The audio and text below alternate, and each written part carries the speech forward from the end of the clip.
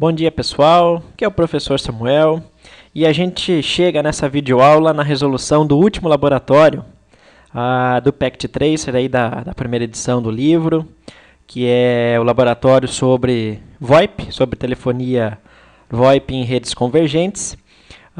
Redes convergentes porque a gente está falando agora de uma rede em que na mesma infraestrutura, né, nos mesmos equipamentos que a gente tem na nossa infraestrutura, a gente passa a ter não exclusivamente tráfego de dados entre computadores, mas a gente passa a ter também tráfego de voz, né? Então a gente consegue fazer a integração entre a rede de dados e a rede de voz, né? O que está se tornando cada vez mais comum nos ambientes das empresas. Hoje isso é praticamente algo rotineiro. Em empresas de médio porte e empresas de grande porte, isso é uma obrigação, porque o custo operacional de manutenção dessa rede acaba caindo bastante, né? Porque a gente tem uma única infraestrutura e essa mesma infraestrutura implica em menos equipamento, implica na gestão dessa rede através da mesma equipe especializada em trabalhar nessa infraestrutura. Mas apesar disso, né, apesar da gente estar falando em inserir voz no contexto da rede IP, vocês têm que ter em mente que isso não quer dizer que lá o pessoal de telefonia perdeu o emprego e o pessoal de computação está bem, está garantido, porque trazer os conceitos de voz para dentro do conceito de IP, né, para o mundo do pessoal de computação, não é simplesmente uma questão de transposição, envolve uma série de fatores, tem uma série de especificidades para que as pessoas que hoje trabalham com IP no contexto dos dados, possam compreender e saber trabalhar com voz, que é bem diferente, tá? Tem uma série de questões de desempenho, da forma de se trabalhar e tudo mais. Esse cenário ele é particularmente interessante nesse contexto, porque ele traz um exemplo bem interessante de boas práticas, de como se trabalhar na integração de rede de dados com rede de voz, tá? Só para mencionar, os laboratórios de 1 a 10, eu chamo esses laboratórios de 1 a 11 laboratórios de nível CCNA, porque eles são realmente laboratórios de nível CCNA, né, da certificação aí de entrada da Cisco. Lembrando que hoje a certificação de entrada, na verdade, é o CCNT, tá? Mas é comum ainda, do ponto de vista de mercado, a gente falar em CCNA, é como o mercado enxerga. Mas voltando aqui, eu costumo dizer o seguinte, os laboratórios de 1 a 10, então, eles são laboratórios de nível CCNA Routing e Switching. Tá? Lembrando que atualmente Route Switch então virou mais uma das especializações da Cisco, né? E o 11 ele está aqui nesse contexto desse curso online porque ele também é um laboratório do PECT Tracer. Então eu agrupei os laboratórios do PECT Tracer num único curso, mas ele é de nível CCNA também, mas de uma outra especialização, que é a CCNA Voice. Então para quem está estudando para o CCNA Voice, a pessoa precisa saber basicamente 3 coisas. Primeiro, a parte conceitual e fundamental de VoIP. Segundo, conhecer a interface gráfica do seu UCM, que é o Cisco Unified Communications Manager. Conhecer os menus, como criar o usuário e tudo mais. E terceiro, conhecer da arquitetura do ambiente do ponto de vista prático, que é exatamente isso daqui. Tá? A gente vai estar trabalhando nesse cenário com os recursos que a gente tem no PECT Tracer. E os recursos que a gente tem são o seu UCM Express, né? Até algum tempo atrás a gente chamava isso de CME, Call Manager Express, mas hoje o nome mais correto seria CUCM Express. Mas a gente vai continuar chamando de CME aqui no contexto desse laboratório. Tá? E o que a gente vai estar fazendo, então, é entender como funciona esse cenário e quais os componentes que a gente tem. No ambiente de médio porte, esse cenário é bastante razoável, ele é bastante realista. Mas no ambiente de grande porte, não se utiliza na prática o CME, porque a gente vai ver que o CME a gente vai trabalhar sempre com linha de comando. E gerenciar muitos ramais, centenas de ramais e seus usuários através de linha de comando seria muito trabalhoso, abriria muito campo, muita possibilidade de erro, né? E no dia a dia em que ramais se alteram com frequência, ficaria bastante complicado fazer a gestão dessa forma, o que não quer dizer que não possa ser feita, ela pode ser feita. Tá? Então, em ambientes grandes, esse elemento aqui né, o gateway, o PBX-IP da nossa rede, acaba sendo o CUCM, que é o Cisco Unified Communications Manager, ok? Mas esse é um cenário bastante razoável em ambientes de médio porte, tá?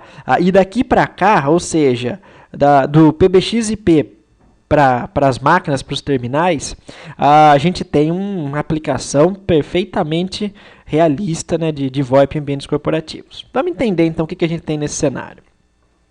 A gente tem a figura de um roteador aqui. Repare que a gente não está falando nada de roteamento, a gente está focado na solução de voz, tá? Isso é uma única unidade de uma empresa. Esse roteador está aqui não para fazer roteamento entre unidades. A gente vai ver que tem um roteamentozinho aqui, mas a finalidade não é fazer roteamento entre unidades. A gente está preocupado no contexto local. Se a gente está preocupado com o contexto local, por que tem um roteador aqui? Bom, esse roteador, vocês devem estar vendo, ele é um ISR. Né? O que quer dizer isso? É um roteador de serviços integrados. Integrated Services Router.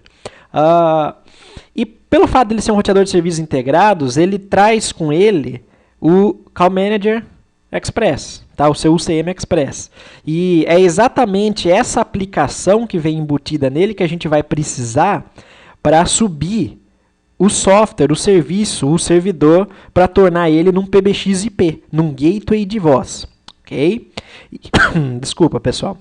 E no Packet Tracer, o único roteador que faz isso para a gente é o 2211. Tá? É o único que tem suporte aí à voz. Então a gente necessariamente tem que trabalhar com esse roteador.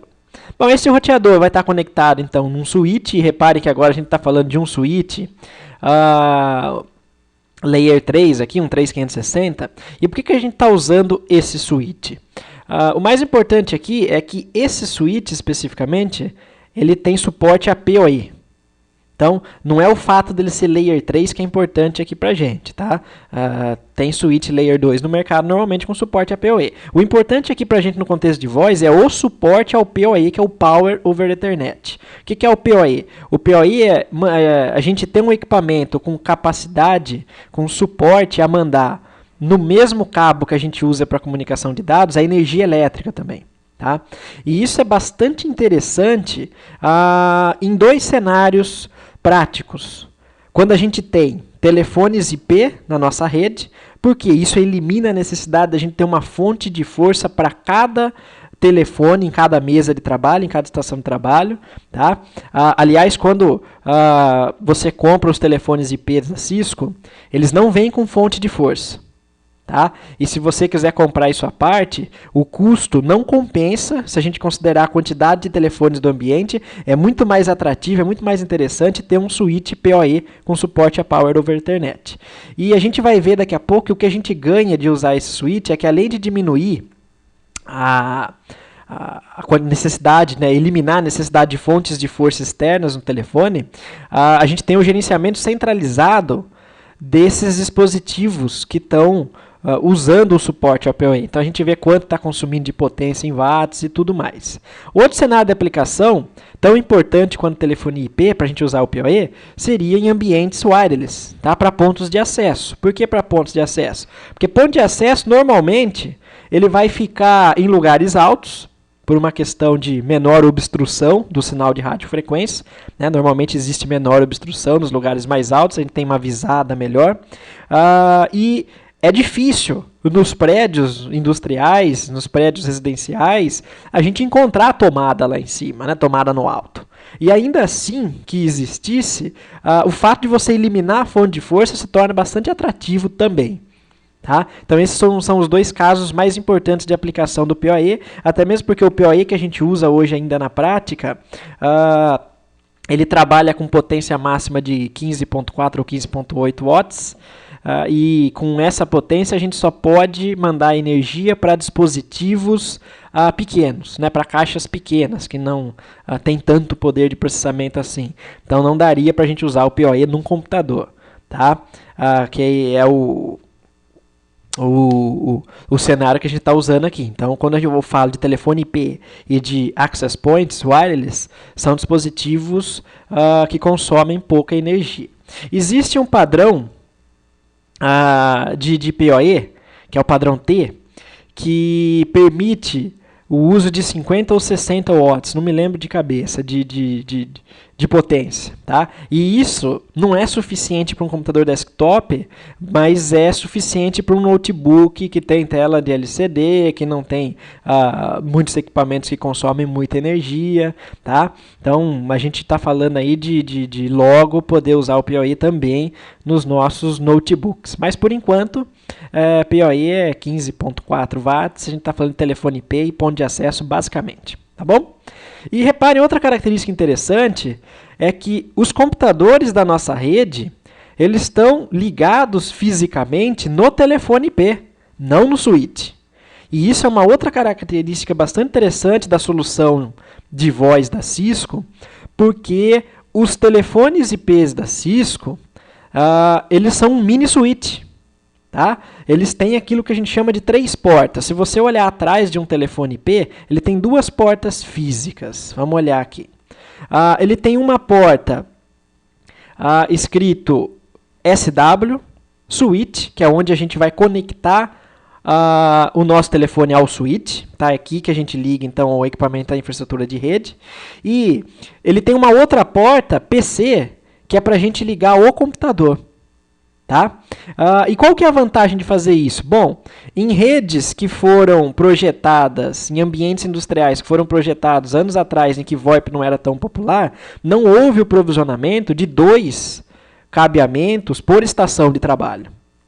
Então, via de regra, se você vai implantar na sua empresa uma solução de voz que não tem essa característica de permitir a conexão do computador atrás do telefone IP, e para cada estação de trabalho foi passado um único cabo e você tem lá 100 estações de trabalho, então você tem que se preparar para reestruturar o cabeamento da empresa e passar mais 100 cabos para cada estação de trabalho, porque você vai precisar ligar o computador. E isso vai ter um alto custo de implantação, de reestruturação do cabeamento, e mais, vai implicar em custo bastante maior da necessidade de portas de um switch. Você vai precisar de mais switches, porque imagine, cada estação de trabalho aqui continua consumindo uma única porta, porque eu estou conectando o computador atrás do telefone IP. Tá? Então essa é uma solução bastante profissional, muito atrativa hoje no mercado, porque apesar da gente ter um custo maior para os telefones, esses telefones não são muito baratos, mas o benefício que você tem no todo, na hora de observar, do ponto de vista de infraestrutura, ele é bastante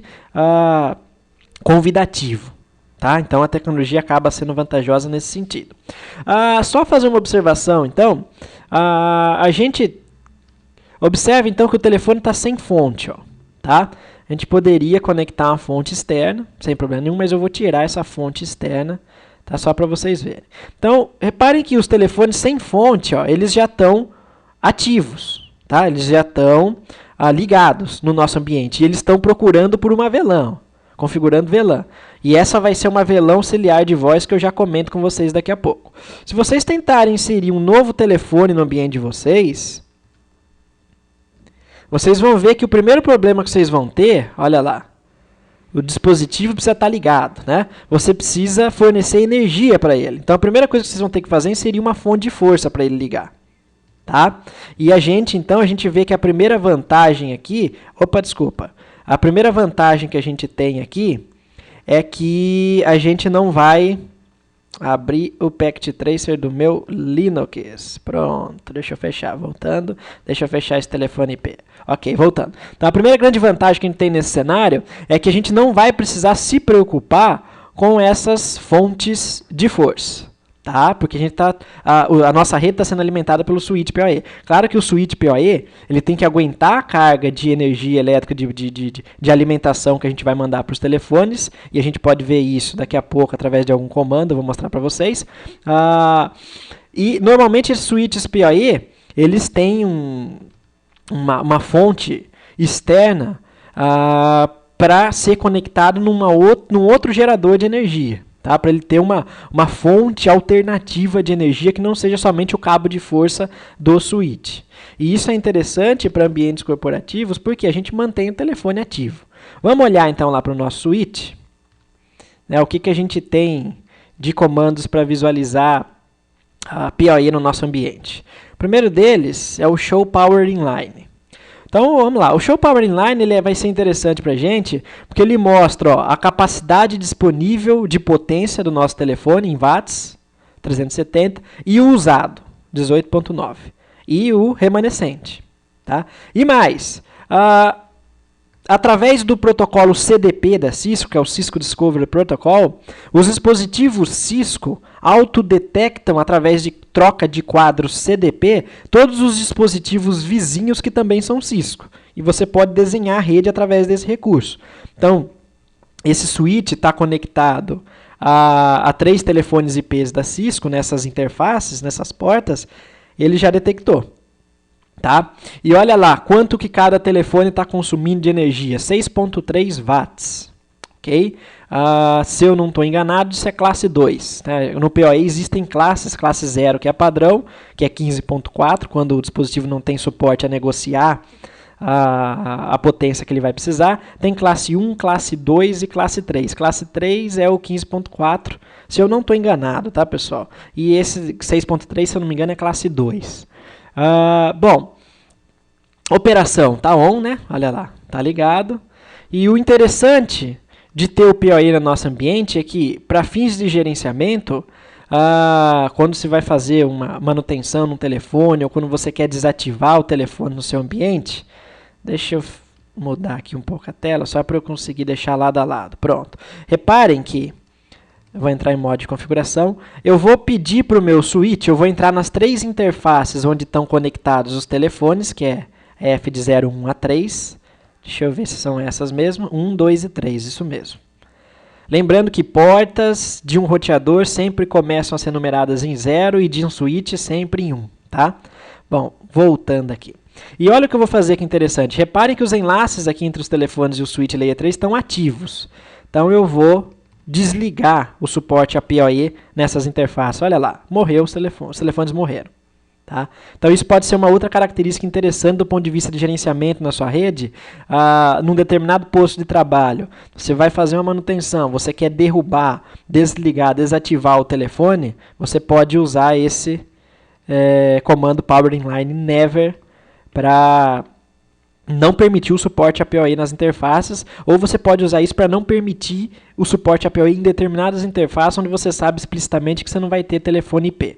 Eu vou usar o Power Inline Auto para deixar isso automático, são os dispositivos que vão negociar o uso do PoE e a classe, a quantidade de potência que eles vão precisar para operacionalizar, tá? Para ficarem operacionais. Então já está subindo aqui no nosso ambiente. Ok, isso foi só uma observação, não tem nada a ver com a configuração propriamente dita que a gente vai fazer. Bom, deixa eu ir lá, vamos lá, mais alguns comentários aqui sobre o nosso cenário. No Laboratório 6 eu comentei com vocês sobre o uso de VLANs, né? Algumas recomendações que a gente tem de boas práticas. Basicamente as duas principais são: crie uma VLAN para cada subrede lógica de camada 3 que você tiver no seu ambiente. Outra, crie uma VLAN, pelo menos, para cada serviço de infraestrutura que você tiver no seu ambiente. O que são serviços de infraestrutura? Cuidado para não confundir com a aplicação, tá? Servidores Linux e Microsoft. Exemplo, dados é um serviço, voz é outro serviço, wireless é outro serviço. São exemplos, tá? Então, se a gente tem uma rede de dados onde os computadores se comunicam, mais uma rede de voz, a gente vai precisar de 2 VLANs. Pelo menos. Se o ambiente for grande, óbvio, a gente vai precisar de mais. E precisando de 2 VLANs, é sempre uma boa prática associar para cada VLAN, cada divisão lógica de camada 2, uma subrede e uma divisão lógica de camada 3. Então, no nosso planejamento de endereçamento, a gente vai trabalhar da seguinte maneira. A VLAN 100 vai ficar reservada para dados e a gente vai usar a subrede 192.168.100.0/24. Tá? A gente associou o 100 aqui com 100 só para organizar. E a VLAN 200 a gente vai reservar para voz e na camada 3 a gente vai usar o 92.8.200.0/24 para essa rede de voz. Okay? Os gateways dessas duas redes vão ser esse roteador, vão estar nesse roteador, né? Mas reparem então que a gente tem uma única interface ligando o roteador ao nosso switch, a gente vai precisar de 2 gateways, via de regra, a gente precisaria de 2 interfaces físicas, mas custo de porta de um roteador é caro. Num ambiente que existe 17 VLANs, não dá para eu consumir 17 portas de um roteador. Então a gente vai usar o mesmo recurso de tronco, entroncamento, que a gente fez lá no laboratório 6, e a partir da interface física F00 do nosso roteador, a gente vai criar 2 subinterfaces lógicas, uma 0.100 para VLAN de dados, outra F00.200 para ser o gateway da minha VLAN de voz. Então, 100 para dados, 200 para voz. Ok? Outra coisa, nesse cenário, a gente vai estar configurando aqui no nosso roteador 2 pools de DHCP. A gente vai atribuir os endereços dos dispositivos dinamicamente via DHCP. Então, a gente vai ter que criar um pool para a rede de dados, um pool para a rede de voz. A gente vai excluir do nosso pool os últimos endereços válidos de cada subrede. Tá? Isso é só uma questão de convenção. Poderia ser o primeiro. Normalmente, o gateway é o primeiro endereço válido, mas isso não é regra nem obrigação. Poderia ser qualquer endereço válido. Tá? A gente vai usar o último. Então, 100.254 vai ser o gateway da rede de dados, 200.254 vai ser o gateway da rede de voz. Tá? Então, vamos olhar lá para o nosso telefone IP. Então, está aqui, ó, nosso telefone IP não funciona. Quando eu clico aqui no fone, eu não consigo tirar ele do gancho. Tá? Eu não consigo tirar o telefone do gancho. Ó. Eu estou clicando nos aparelhos. A gente vai ver que depois de configurado o cenário, a gente consegue tirar o telefone do gancho e discar. Ok? Muito bem. Bom, então acho que a gente já pode partir aí para a configuração. Acho que eu não esqueci de fazer nenhuma observação aqui no nosso cenário. Uma outra observação final aqui é que esse telefone aqui, para ser capaz de separar o tráfego de voz para o tráfego de dados, ele forma um link especial que a gente chama de mini tronco. Ele não chega a ser um tronco propriamente dito, mas ele também não é um simples link de acesso que trafega informação de uma única VLAN. Como assim? Bom, a gente viu que o link tronco é aquele em que pode trafegar múltiplas VLANs. Por quê? Ele usa encapsulamento DOT1Q, que é um cabeçalho adicional que identifica a qual VLAN pertence um dado quadro. Tá? E eu posso ter aqui um monte de VLAN, sem problema nenhum. Nesse link, nesse mini tronco, que a gente chama, ele é um tronco transparente, tá? O usuário não enxerga esse tronco, mas ele é autoformado. Ele é um tronco um pouco diferente. Por que ele é um tronco um pouco diferente? Porque eu não posso trafegar aqui informação de quantas VLANs eu quiser. Mas eu posso trafegar informação de 2 VLANs. Uma VLAN rotulada, propriamente dita, que vai ser, no nosso caso, que é a VLAN 200 de voz. E uma outra VLAN não rotulada. Ele vai usar, então, a VLAN nativa, aquela que não é rotulada, para o tráfego das máquinas aqui. Tá? Para o tráfego das máquinas aqui atrás. E isso é útil quando? Bom, de repente você insere sua máquina na rede aqui, o seu ambiente não tem a configuração de VLANs, o processo fica transparente para a máquina, ela continua operacional na sua rede, independente de saber se existe VLAN ou não, porque ela trabalha com tráfego não rotulado. Tá? Então ela suporta 2 VLANs. Essa outra VLAN, a gente vai ter então aquilo que a gente chama da VLAN de dados, né, que a gente vai aplicar para o computador, a VLAN 100, e a outra VLAN, a VLAN especial, ela vai ser identificada no nosso link através de um comando que vai identificar essa VLAN como uma VLAN de voz. Isso é o que a gente chama de VLAN auxiliar de voz. Então, existe uma exceção, a gente pode pensar assim, aquela regra de que links de acesso só podem trafegar uma única VLAN, que é quando o switch tem suporte à VLAN auxiliar de voz. A gente poderia configurar esse cenário em outros ambientes cujo equipamento de infraestrutura não tivesse suporte à VLAN auxiliar de voz, criando manualmente as 2 VLANs e guardando uma para voz e uma para dados normalmente. Mas a gente vai explorar o recurso da VLAN de voz, porque isso é uma característica atrativa da solução baseada em Cisco. Até mesmo porque se a gente faz isso, depois aplicar políticas de QoS fica mais fácil. Tá? Porque o switch já trata a VLAN auxiliar de voz com prioridade. E VLAN e tráfego de voz tem sim que ser tratado com prioridade por dois motivos. Né? Ele é um tráfego de tempo real, ou seja, se você perder sincronismo, você acaba com a aplicação. Tá? Você pode ter uma latência maior e esperar mais para receber um e-mail ou um relatório do sistema ERP. Mas você não pode esperar numa comunicação de voz. Por quê? Isso atrapalha o sincronismo. Você fala oi, a outra pessoa não ouviu o seu oi, ela vai falar tudo bem aí? Aí você começa a perder sincronismo. Então a aplicação de tempo real é muito sensível à latência. E a gente fala que medidas de referência são o seguinte, para a gente saber se a gente tem uma rede de voz de qualidade. Uma rede de voz cuja latência, ou seja, o atraso no envio de pacotes de uma origem para o dado destino seja maior que 400 milissegundos, é totalmente intolerável. Então isso não é uma rede de voz aceitável. Provavelmente essa rede que está com essa latência já está experimentando problema de desempenho, tá? Delay, enfim. E o que a gente vai trabalhar como recomendação, aquilo que a Cisco recomenda, né? A gente vai medir a qualidade do desempenho da nossa rede quando a latência tiver até o limite, até o limiar, até o threshold de 150 milissegundos. Isso é uma rede de qualidade para a gente do ponto de vista de projeto de redes de voz baseada em solução da Cisco. Tá? Então a gente vai usar o suporte a essa VLAN auxiliar de voz, então a gente vai associar a interface à VLAN de dados. A gente vai associar a interface à VLAN de dados, então 100. Então o rótulo vai ser, sainte aqui das interfaces, vai ser de VLAN 100 e entrante também. O rótulo vai ser dessa VLAN de dados. E para a voz a gente vai usar esse mecanismo do não rótulo, né? Vamos chamar assim. Mas na verdade existem as duas VLANs estão lá. Vocês vão ver que a gente vai configurar explicitamente o comando switchport voice VLAN, que a gente vai associar a VLAN de voz no nosso ambiente. Então isso, ele é um tronco sem ser um tronco. Como assim, né, professor? É ou não é?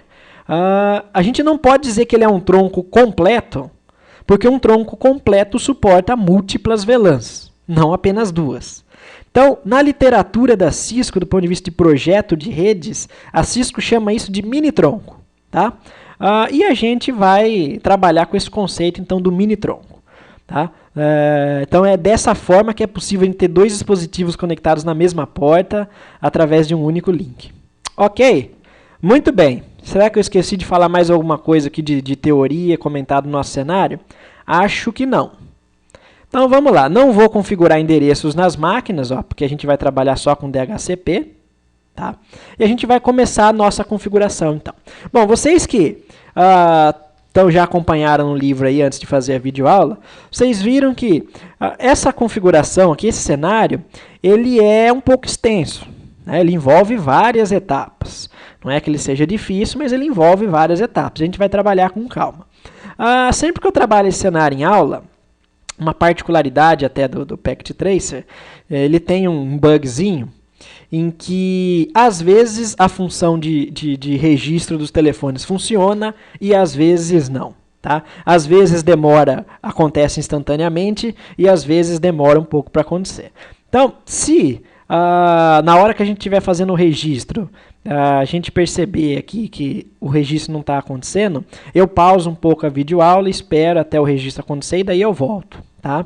E isso é uma característica do Packet Tracer, tá, pessoal? A verdade é que o suporte à telefonia IP nele ainda é bastante restritivo, tá? Mas o simples fato de ter o suporte para a gente fazer esse cenário já é uma grande coisa, principalmente para quem está estudando para o CCNA Voice. Então vamos caminhando, evoluindo aí etapa por etapa que a gente vai configurando o nosso cenário, tá bom? Então vamos lá, a primeira coisa que a gente vai fazer é criar as VLANs no nosso switch. Tá? Então a gente vai criar a VLAN de dados e a gente vai criar a VLAN de voz. Então vamos lá. Estou abrindo aqui o nosso switch. Pronto. Vou mudar o nome dele para switch PoE, para ficar igual ao nosso cenário no livro. Vou desligar a resolução de nomes. Ok? E a gente vai criar VLANs. Repeteco do laboratório 100. Então, eu vou passar um pouco mais rápido essa parte, porque não tem nada demais, tá? VLAN 100 vai ser nossa VLAN de dados. Ok? Vamos chamar de VLAN dados. VLAN 200 vai ser nossa VLAN de voz ou VLAN VoIP, tá? Vou usar a nomenclatura do livro VLAN VoIP. Pronto. Criamos as duas VLANs. Vamos ver? Show VLAN. VLAN dados, VLAN VoIP, a gente não associou nenhuma interface ainda. Bom, então agora a gente tem que fazer a associação das interfaces. Vamos olhar para o nosso cenário. A interface F024 do nosso switch vai ser um link de tronco.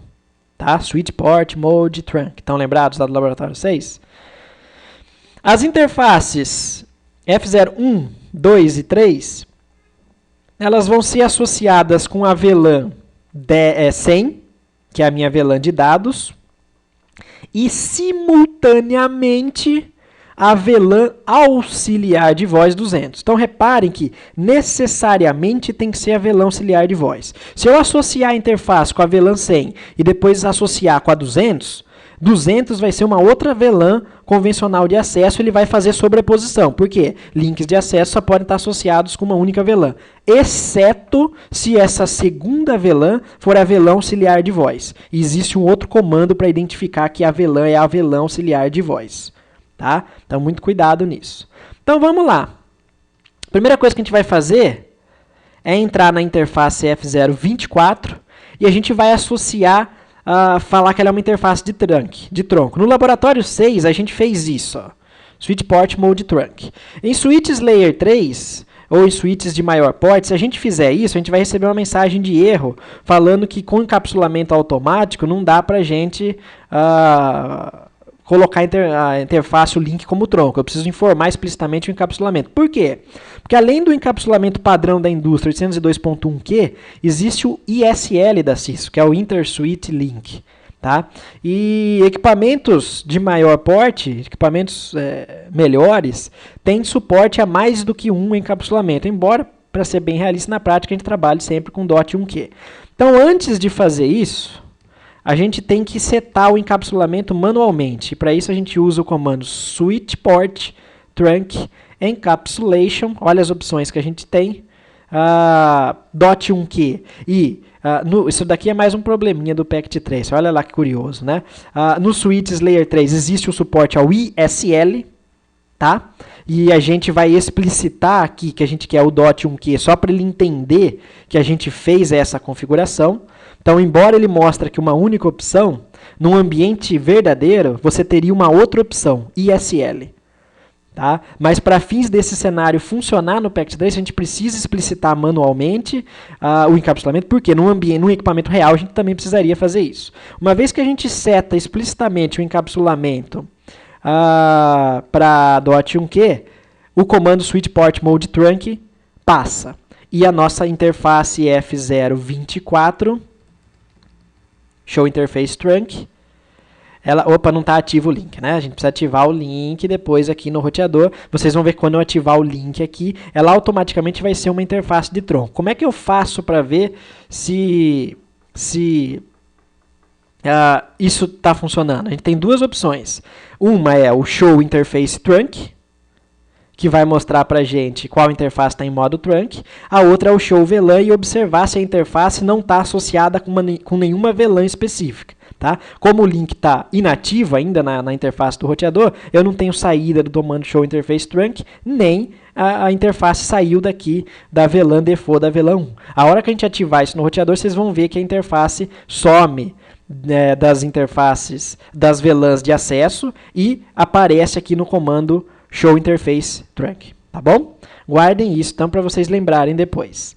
E agora a gente vai configurar as interfaces de F01, 2, 3 nas mesmas VLANs. Como são as mesmas VLANs, a gente pode usar o interface range para não ter que ficar repetindo a configuração em todas as portas, F01-3.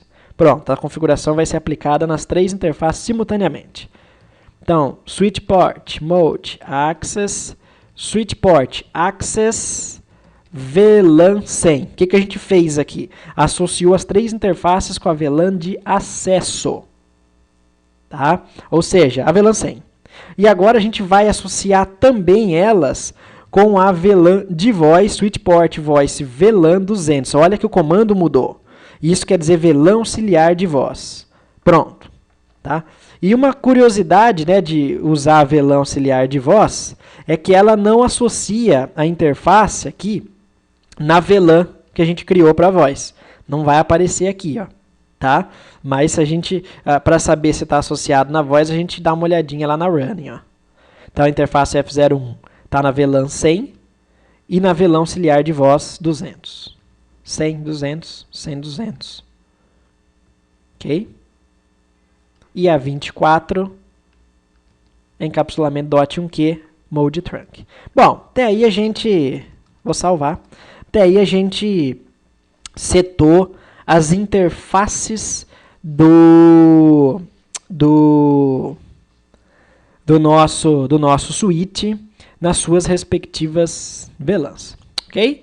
Agora o que a gente tem que fazer? Bom, a primeira coisa então é preparar a infraestrutura de switches do nosso ambiente. Feito isso, basicamente o que a gente tinha que fazer de configuração do ponto de vista de switch está feito. Então o nosso switch está configurado. Agora a gente vai para a parte mais importante. Tá? Não que a configuração do switch não seja importante. Ela é tão importante quanto porque ela é o nosso ponto de conexão com o dispositivo terminal. Mas é aqui no roteador ISR, esse é o elemento que representa o nosso gateway de voz. Então é aqui que a gente vai configurar voz. Tá? O nosso PBX-IP, o software, a gente vai subir aqui. Então, o que a gente vai fazer primeiro no nosso roteador? A gente vai criar as subinterfaces lógicas e a gente vai atribuir IP para que essas interfaces possam ser os gateways das nossas duas subredes de camada 3. Também é repeteco do que a gente fez no laboratório 6, então reparem que os laboratórios do livro eles vão evoluindo gradativamente. Tá? Hostname ISR, no IP Domain Lookup. Tá? Agora a gente vai entrar então na interface F0/0. A gente vai setar o encapsulamento para .1Q. Opa, desculpa. A gente vai na... Desculpa, tá errado. A gente entrou na interface física. Eu vou subir a interface física para não precisar subir depois. Poderia subir depois? Poderia. Mas agora eu vou entrar na subinterface lógica, ou seja, a gente vai criar a nossa subinterface lógica. Aqui sim, a gente vai setar o nosso encapsulamento para .1Q. Tá? E o mais importante, nessa associação de encapsulamento, a gente também tem que associar a subinterface com sua respectiva VLAN, 100. Então, repare, mais uma vez, lembrando do laboratório 6, esse ponto 6 é só por uma questão, ponto 100 é só por uma questão de organização. Poderia ser qualquer número aqui depois do ponto, isso é a identificação da subinterface lógica. Então, a gente entrou na interface F00, anula esse comando. A gente subiu a interface física, a gente criou uma interface lógica F0/0.100 e dentro da interface lógica a gente seta o encapsulamento para trabalhar na VLAN 100 e para ser .1Q, que é o mesmo encapsulamento que está configurado na interface do switch vizinho .1Q. Agora a gente vai atribuir o nosso IP, a gente VLAN 100 é a nossa VLAN da subrede de dados, 9268.100, a gente combinou que o gateway vai usar o último endereço válido, tá bom? Ótimo! Então vamos criar mais uma subinterface, F0/0.200, encapsulation, .1Q, vou colocar essa subinterface na VLAN 200, IP address 192.168.200.254, isso é importantíssimo, né? O nosso gateway do nosso PBX-IP da rede, que os telefones vão precisar saber depois. Prontinho. Está configurado, então, aí a primeira parte, a configuração mais básica do nosso roteador ISR. Olha lá. Subinterface 0100, subinterface 0200. As duas interfaces up, tá? Vamos voltar um pouco aqui para o nosso cenário, olha lá, interface up. Agora eu vou voltar um pouco para o switch para fazer aquele show que eu comentei com vocês. Show VLAN. A interface F024 sumiu das associações com VLANs específicas, tá? Porque ela não pertence mais a uma única VLAN, ela passa a ser uma interface de tronco. Olha lá.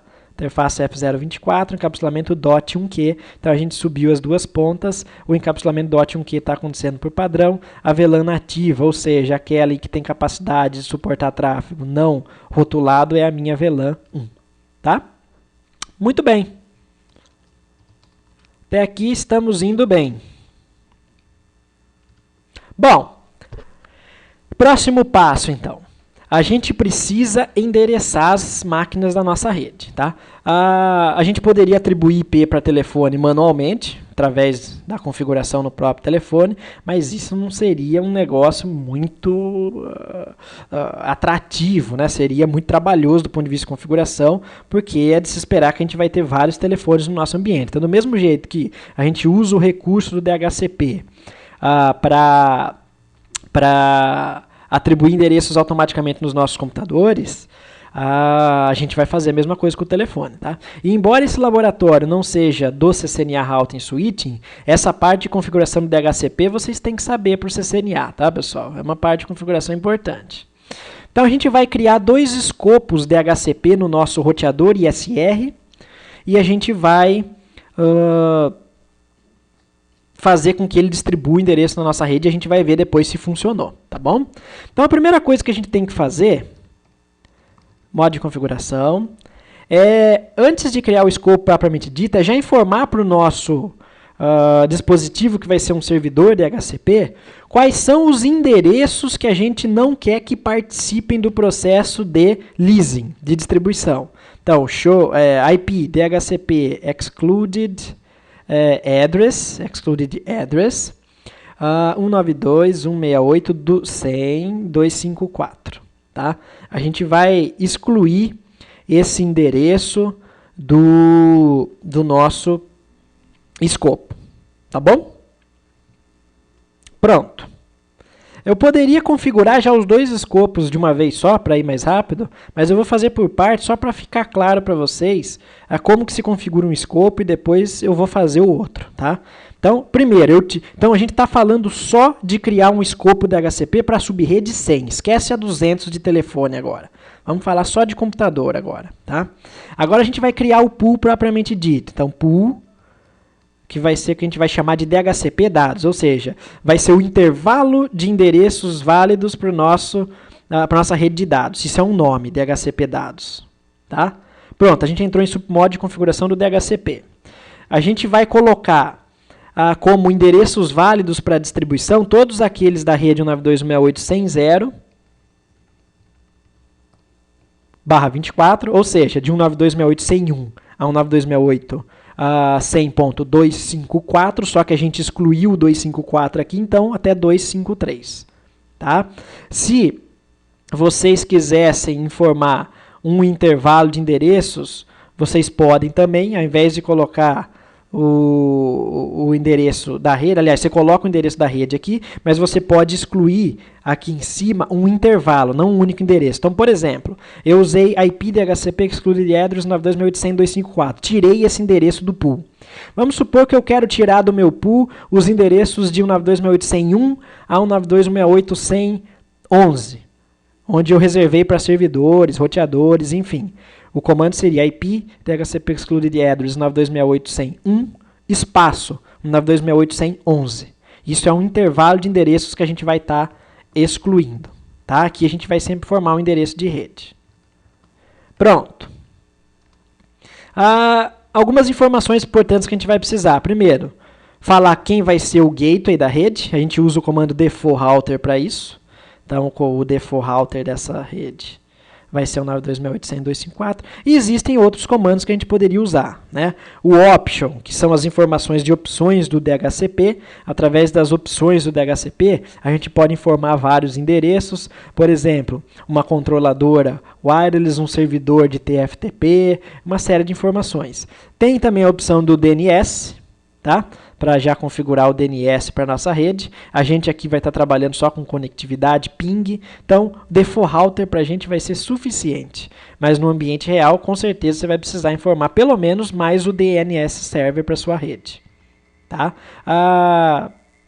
Tem nome de domínio, enfim, uma série de outras informações. O básico e o mais importante para o ambiente funcionar. Isso daqui, tá? Para o ambiente funcionar. Bom, então a gente configurou o primeiro escopo DHCP. Vamos olhar a nossa running config. Olha lá, existe um escopo DHCP criado. Então ele está distribuindo endereços dentro da rede 100.0/24, exceto os que eu informei no comando de exclusão. E o gateway vai ser esse daqui. Tá? A partir desse ponto, as máquinas da minha rede, elas, olha lá, já têm capacidade de receber o IP por DHCP. Ó. Elas já receberam um endereço por DHCP. Tá? Então, se a gente pingar o nosso gateway, resposta. Então, as máquinas receberam o endereço por DHCP. Isso é um indicativo de que a gente está fazendo tudo certo. O telefone, por sua vez, ó, ele não tem endereço, ele não tem gateway, né? Ó, ele está parado. Ele não recebeu endereço. Só de vir com o mouse aqui em cima do telefone a gente vê essas informações. Bom, então vamos criar lá o segundo escopo. Tá? E essa é a parte em que às vezes o Packet Tracer já começa a dar alguns probleminhas em relação ao tempo de resposta com o nosso telefone IP. Tá? Vamos fazendo as configurações e aí a gente vai checando parte a parte à medida que a gente faz para ver se vai correr tudo bem com a gente. Bom, então vamos lá. A gente vai fazer a DHCP, eu estou inventando protocolo novo aqui, né? A gente vai fazer a exclusão do endereço que vai ser o gateway dos telefones IPs, porque se esse endereço for atribuído para algum telefone, de novo eu estou inventando protocolo, DHCP. Porque se esse endereço for atribuído para um telefone, a gente vai ter problema na rede, tá? Vou criar um pool que eu vou chamar de DHCP VoIP. Pronto, esses vão ser os endereços do meu telefone IP, que vão ser endereços da rede 200.0/24, cujo default router, ou seja, gateway dos telefones IPs, será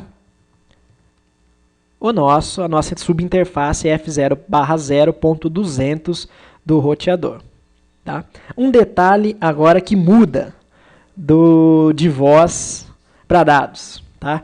A gente vai ter que usar os campos options, o campo options dos quadros DHCP, para informar para o nosso telefone IP um servidor TFTP externo, onde o nosso telefone IP vai baixar os seus arquivos XML de suas configurações.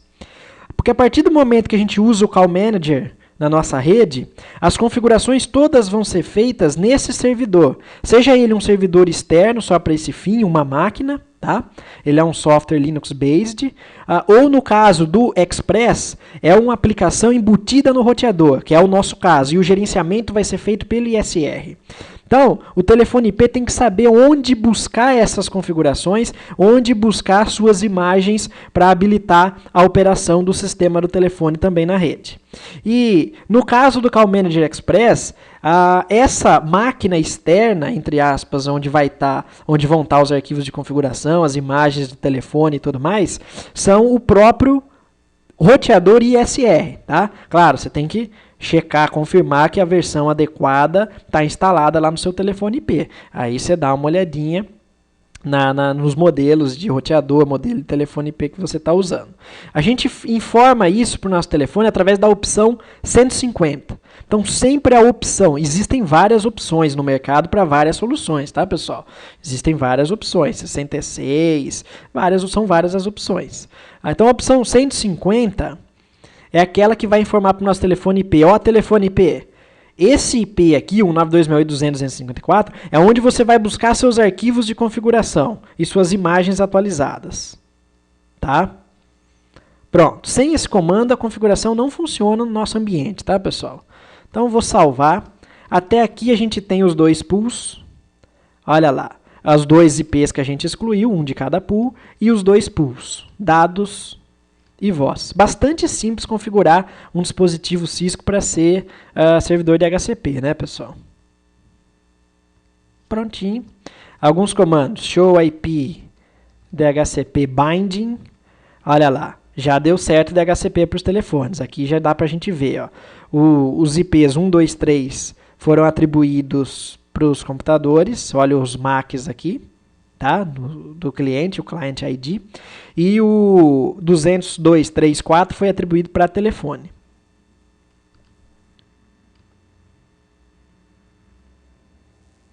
Deixa eu arrumar a tela. Tem que inverter. Vamos ver se vai dar certo. Pronto. Então, olha lá, vamos pensar. A máquina que está com 101 é o MAC address final AD6E. Vamos ver quem é o 101. É o próprio, né? Olha lá o final MAC dele. Deixa eu ver se eu vou conseguir exibir. Ótimo, é isso que eu queria. Então, olha lá. IP 192.68.101, MAC AD6E no final. Então, tá tudo certo. Gateway 100.254. Tá? Vamos pegar um telefone IP aqui. IP é 192.68.202, MAC final 347A. 202.347A. 202.347A está batendo a informação de leasing, tem que bater mesmo, senão não faz sentido. Gateway configurado. Então, nosso telefone IP já tem um IP. Tá? Os telefones têm IP. E olha que ele saiu do status configurando VLAN, porque foi para VLAN auxiliar de voz, configurando IP, porque recebeu um IP, e foi para o status configurando Call Manager List. Ou seja, agora é a hora, eu continuo não conseguindo tirar ele do gancho. Agora é a hora em que a gente vai atribuir um ramal para o nosso telefone. Tá? Então agora a gente precisa configurar e atribuir o ramal para o nosso telefone. Bom, até aqui a gente está caminhando bem, sem bug nenhum, tudo funcionando otimamente. Tá? Agora a gente vai para a configuração chave do nosso ambiente, né? Até agora a gente preparou todo o ambiente para telefonia IP, criamos as VLANs, as subredes, atribuímos os endereços, criamos o entroncamento, as subinterfaces lógicas, tá? Mas até agora não existe efetivamente um PBX IP na nossa rede. Não existe nenhum software gerenciando ramais, gerenciando chamadas. E a gente vai subir esse serviço no nosso roteador ISR através do Telephone Service, tá? Serviço de telefonia. Então, como é que a gente vai fazer, o que a gente vai ter de configurações no nosso ambiente? Primeiro, a gente precisa setar o máximo de telefones IP que a gente pode ter na rede, e para o iOS da Cisco a nomenclatura certa é ePhones, de Ethernet Phone, telefone Ethernet. Tá? E o máximo de ramais que a gente vai ter, que na nossa nomenclatura aqui da Cisco vai ser DN, Director Number. Então, o número de diretório basicamente vai ser um ramal para a gente. Tá?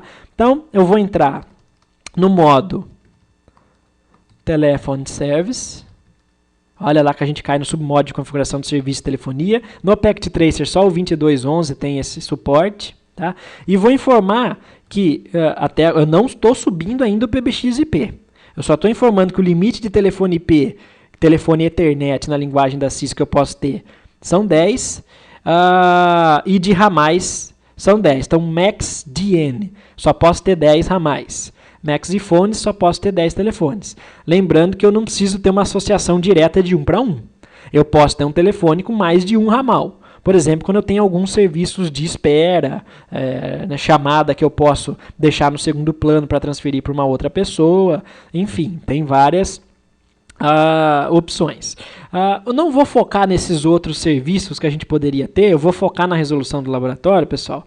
Mas, depois, entrem aqui no meu blog, tá? Só para quem é mais curioso aí com a parte de telefonia IP. Escrevam lá na pesquisa VoIP. VoIP não. Voz. Telefonia. Escrevam telefonia na busca. E leiam esse artigo. Telefonia IP da Cisco em médias empresas. Olha lá. Tá? E nesse artigo, basicamente eu falo desse cenário, mas eu coloco aqui uma comunicação com a rede externa, como seria a configuração não só da rede digital, mas a rede analógica, a integração desse serviço. Por que eu não faço isso no laboratório com vocês no Packet Tracer? Porque o Packet Tracer não suporta essa integração. Tá? Pelo menos não por enquanto. Mas como os alunos sempre perguntam em aula para mim como seria essa integração, eu escrevi esse artigo justamente para mostrar esses exemplos de configuração. Tá? E isso daqui é importante para quem está estudando para o CCNA Voice. Okay? Para o CCNA Route Switching não, mas para o Voice é. E aqui eu falo de vários desses serviços que a gente pode ter. Então eu recomendo que vocês deem uma lida nesse artigo, porque ele complementa a teoria por trás do laboratório de hoje. Eu vou focar no laboratório, tá? Para a gente não perder aqui a nossa linha de execução. Esse agora é o comando mais importante de todos, porque é esse comando que vai subir o serviço de gateway de voz, ou seja, o PBX-IP, o software que vai gerenciar controle de sessão e controle de ramais. Então o comando é IP Source Address, ou seja, o endereço da origem do meu serviço de voz, tá? Do meu aplicativo de voz, do meu PBX-IP. E no caso do meu roteador ISR, esse elemento é o próprio roteador ISR. Mas no ambiente maior, no ambiente real, poderia ser um servidor externo rodando, por exemplo, o CUCM, o Cisco Unified Communications Manager, tá? Em ambientes grandes é assim que se faz, não é o ISR que se usa. Mas para ambientes de médio porte, o ISR, o Express pode ser suficiente e ter um custo-benefício bastante convidativo, tá? E mais importante também é informar uma porta onde essa aplicação vai ser executada. Vou colocar na porta 2000, tá? Bom, eu vou pedir o autorregistro dos telefones. Esse é um recurso que às vezes no Packet Tracer funciona bem, às vezes não funciona bem. Vamos ver como é que vai ser aqui com a gente nesse caso específico. Tá? O autorregistro é para falar para os meus telefones se autorregistrarem no meu serviço de PBX-IP que eu subi. Qual a vantagem disso? A vantagem disso é que os telefones vão se auto-anunciar para o meu PBX-IP e o meu arquivo de configuração vai receber automaticamente todos os telefones que eu tenho conectados no ambiente e seu endereço MAC. Tá? Vamos ver o que a gente tem até aqui. Interface. A gente já não teve o autorregistro, tá? Show e fones. Opa, desculpa. Show e fone. Show e fone. Ainda não. Os telefones ainda não se registraram no nosso Cisco Unified Call Manager. Eu vou gerar algum tráfego aqui na nossa rede para ver se eu forço eles a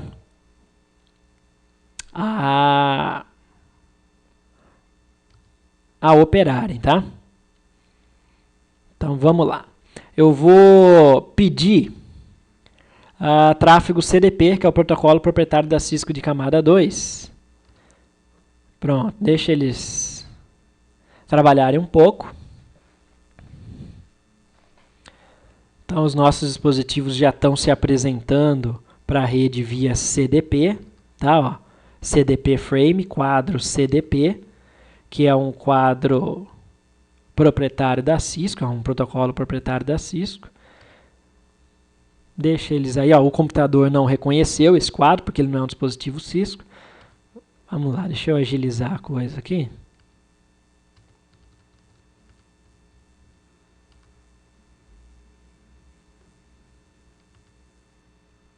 Bom, prontinho, chega de simulação. Vamos ver. Nada de autorregistro. Eu vou desconectar aqui fisicamente. Poderia usar o comando show power inline, tá? Só para forçar ele a gerar tráfego. No ambiente real, o autorregistro já teria funcionado, tá, pessoal? Vamos ver se a gente faz ele se autorregistrar assim. Se ele não funcionar, eu pauso um pouco a videoaula, deixo o processo de autorregistro acontecer e daí eu volto. Na casa de vocês, se isso acontecer, vocês façam a mesma coisa, tá? Tira a interface, conecta a interface, gera tráfego CDP, faz ping entre as máquinas, força um pouco de tráfego para ver se o telefone se comporta direitinho como ele deveria com a gente. Ainda não, vou esperar mais um pouquinho. Os 3 ativos.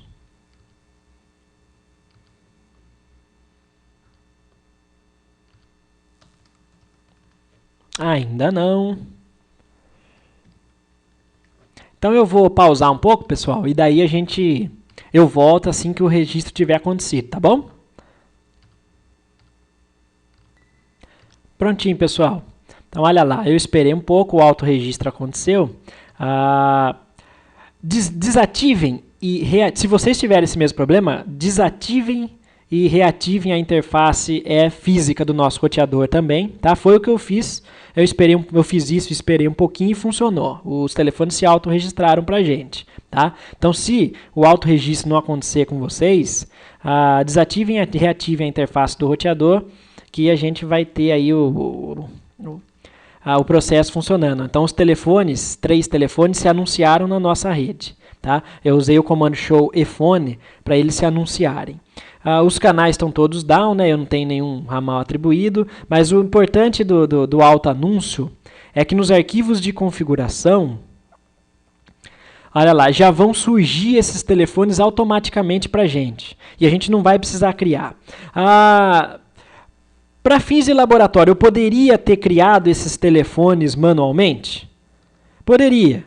A gente entraria ephone 1 e atribuiria um endereço MAC para ele. ephone 2, mesma coisa. ephone 3, mas no ambiente real, vocês vão concordar comigo que não faria muito sentido isso, principalmente se eu tivesse centenas de telefones. Então, o legal do auto-anúncio aqui é que essas configurações já vão aparecer para a gente, tá? Agora a gente vai fazer o seguinte. A gente tem que identificar, no nosso caso aqui, criar um controle para saber qual MAC é de qual telefone. Tá? Então, o MAC 347A é o nosso ephone 1. O 347A. E reparem, eu comento aí no livro que isso varia de execução para execução do laboratório, tá, pessoal? Então, o 34... cadê? Final 347A. Estou olhando para o computador, né? Assim não dá. Assim vai ficar difícil. Esse daqui, ó. Então, esse telefone aqui é o nosso ephone 1. Pronto. Só para eu saber, tá? O ephone 2 é o 8611, o MAC. 8611. Quem é você? 8611. Todo telefone IP embaixo dele vem com um MAC dele, tá, pessoal? Justamente para fins de controle. ephone 2. Pronto. ephone 2. E esse só pode ser o 3, né? O final C02E. Eu já tinha anotado aqui, aí eu estou olhando lá à toa, na caixinha. C02E, ephone 3. C02E, ephone 3. Tudo certo. Ephone 3. Muito bem. Nossos telefones continuam precisando de um ramal. Legal, então a gente sabe que o João é o 1, a Maria é o 3, o Beto é o 2. Tá? Agora a gente pode criar os nossos ramais. No livro eu estou usando os seguintes ramais. 54001, a gente vai deixar para o telefone 1. Um exemplo, tá, pessoal? Vocês podem mudar à vontade. 54002 para o ephone 2. Aliás, ao contrário, né? Eu já anotei os ramais aqui, ó. Então, deixa eu seguir o que eu anotei, só para ficar mais organizado, tá? Mas se eu quisesse mudar essa atribuição aqui, eu poderia. Porque o ramal ainda não existe. Então, deixa eu apagar esses 2 ramais. Prontinho. Então, eu tenho que lembrar, ó, que o ramal 54001 vai ser do ephone 1, 54002 do ephone 3, 54003 do ephone 2. Inverteram-se os 2 aqui, tá? A gente só tem que tomar esse cuidado. Bom, então vamos lá para as nossas configurações. Como é que a gente vai criar um ramal, né? A gente vai entrar em modo de configuração, a gente vai digitar ephone DN1 para configurar, para criar um primeiro número de diretório, tá? E a gente vai atribuir o ramal que a gente quer para esse número de diretório. Então, o número de diretório 1 vai ser o ramal especificamente 54001. efone DN2, ramal 54002. Reparem que eu não estou associando nada com o telefone ainda. Só estou criando ramais. Tá? E vou criar um terceiro diretório, que vai ser o ramal 54003. Ok? Então, o comando, basicamente, os comandos foram efone, DN, de número de diretório, o número do diretório e o respectivo ramal. No PACT3, a gente está limitado a isso. No ambiente real, a gente pode associar um nome do usuário com esse ramal, uma série de configurações, tá? Mas vamos fazer o nosso cenário funcionar, que já está de ótimo tamanho para o nível CCNA Voice. Bom, do ponto de vista do laboratório, né? Conceitualmente, vocês têm que saber o que está por trás de todas essas configurações que eu estou falando. Ok, vou olhar para a minha running config, só para ver o que a gente tem até agora. Ó. Serviço de telefone com máximo de 10 telefone Ethernet, máximo de 10 diretórios. A fonte do nosso PBX IP está correndo nesse IP, nessa porta. Tem os 3 ramais criados, 54001, 54002, 54003. Tem os 3 telefones Ethernet detectados. Agora a gente vai atribuir ramais aos telefones IP. Tá? E a gente vai fazer esse processo entrando no telefone. Então, efone 1. Quem é o efone 1? É o telefone do João. E vai ser o ramal 54001, que pertence ao DN1, ao número de diretório 1. Estão lembrados? E como é que a gente faz para atribuir isso? Bom, a gente vai usar o seguinte comando. Button 1, 2 pontos, 1. Por quê? A gente está atribuindo o número de ramal do diretório 1 para ele. Esse segundo número aqui, depois do 1, 2 pontos, é o ramal que a gente está atribuindo. O que quer dizer esse comando button aqui? Esse primeiro número é o perfil do telefone. Tá? O perfil 1 é o perfil padrão. Então, você pode ter mais de um perfil. Você pode ter um perfil 2, um perfil 3, que nem celular. Você não tem modo silencioso, modo avião, modo reunião. É isso. O perfil padrão é 1. Então, tudo que a gente quiser aplicar já para o nosso telefone vai ser configurado no perfil 1. Esse 2 pontos aqui é o tipo do toque. Tá? Então, ao invés de 2 pontos, poderia ser S, silencioso. 2 pontos quer dizer um toque longo, chamada externa.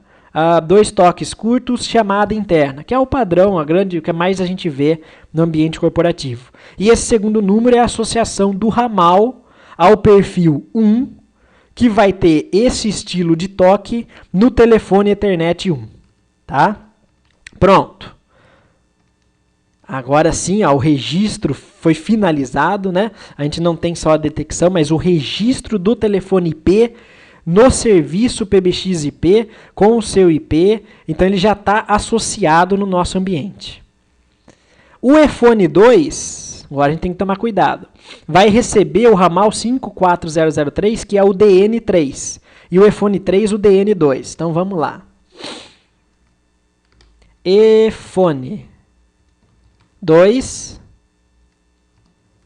perfil principal, estilo de toque padrão, vai receber o DN3. Olha onde a gente atribui então o ramal aqui. Ó. Esse número é o DN e o DN3 é o ramal 54003. Pronto. Tá? Agora a gente vai fazer a mesma coisa para o nosso efone 3. Button 1. Olha lá, se registrou o telefone 2. Tá? Então, ó, só para a gente recapitular, efone 3, button 1. Vou atribuir o ramal 54002. Salvo. Vamos esperar um pouco para o registro acontecer. Nosso cenário está pronto, pessoal. Nosso cenário está configurado. Já é para estar tudo funcionando, pronto. Já é para a comunicação estar total. Vamos olhar então o comando showefone agora. Agora o telefone está registrado. Efetivamente. E o nosso PBX IP está fazendo o controle das sessões, o controle das chamadas através do protocolo SCCP, que é um protocolo proprietário bastante leve da Cisco. Tá? Em ambientes corporativos multivendor, por exemplo, em que você tem telefone Avaya e telefone Cisco, você tem que trabalhar com um protocolo padrão e se usa na prática o SIP para esse fim. Tá? Esse telefone está registrado usando o protocolo proprietário da Cisco, está com uma linha ativa, né? E ele tem o ramal 54001 e ele está ocioso. O telefone 2 tem o ramal 54003, o telefone 3 tem o ramal 54002, todos estão ociosos, não existe chamada entre eles. Agora a gente vai voltar para o nosso cenário, telefone 1, olha lá, ramal 54001 e agora eu consigo tirar ele do gancho, tá? Eu consigo tirar ele do gancho e quando vocês fazem isso, vocês vão ouvir o sinal de chamada. Vou deixar lado a lado o telefone 1 e o telefone 3. O 3 é o ramal 54002, tá, pessoal? Cuidado para não confundir.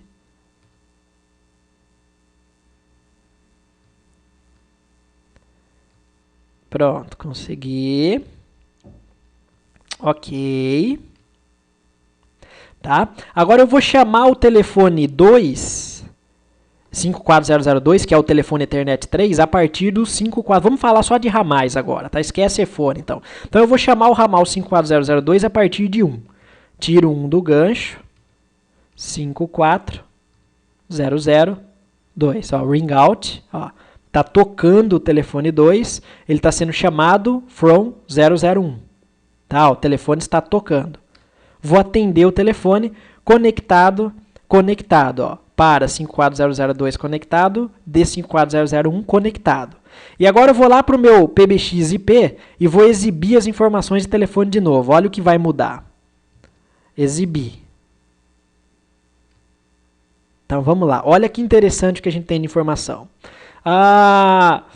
Eu tenho uma chamada ativa entre 54001 com 54002, ó, chamada ativa. Tá?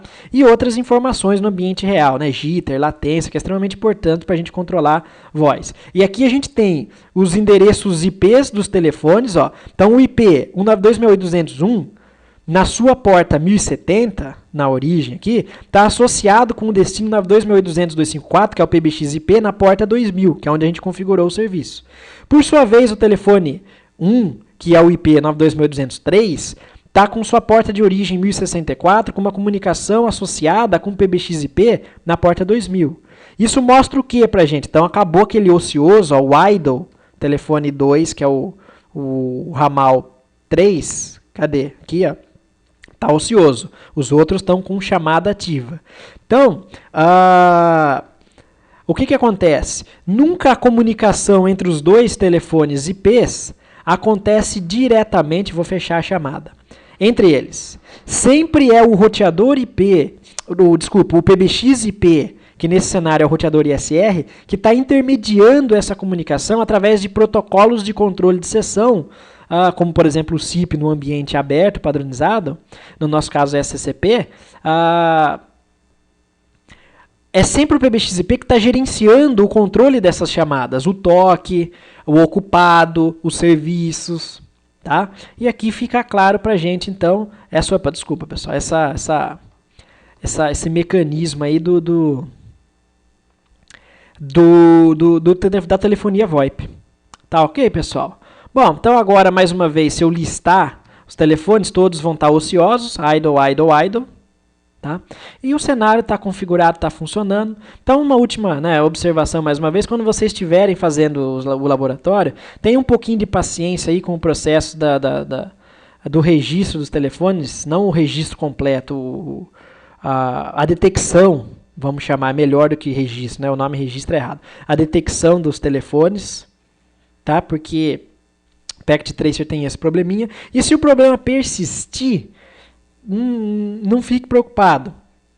Só para o laboratório funcionar, para vocês enxergarem esse processo de comunicação, criem os telefones manualmente. Então vai lá no roteador ISR eFone 1. Entrou no eFone, modo de configuração do telefone internet, MAC address 00D0.BAA.3, eFone 3, MAC address, eFone 2. Criem manualmente, porque o resultado final vai ser exatamente o mesmo, tá bom? Então essa foi a resolução do Laboratório 11, pessoal. Espero que vocês tenham gostado. E a gente encerra então a resolução dos 11 laboratórios do livro com esse. Um abraço, tchau, tchau.